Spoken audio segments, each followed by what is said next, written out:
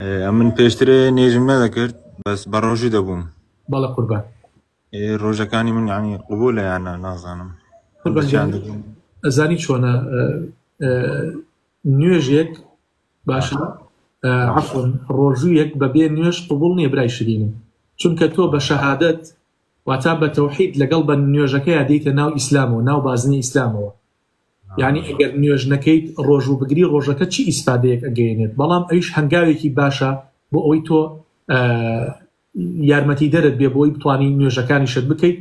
ئینشاء الله لە لای خوای گەورە ون نابێت ئەوانەی کەوا کردوتە چکە بەجەهل بووە، بەڵام ئیتر تۆ لەمە بەدواوە نوێژ و عیبادەتەکانت بەجددی بکە و تا بۆت ئەکرێت سنەتی زیاتر بکات، عیبادەتی زیاتر بکە بڵکە خوای گەورە لێت خۆش بێت. بەڵێ مامۆستا من پێشترێ نێژم نەدەکرد بەس ئێستا نێژ دەکەم لە خوای بەزیادی نەمدەزانی پێشتر لەخوا بە زیابی خوای گەورە زیاتر هیدایەتە بە من لە خزمەتان برای گیان.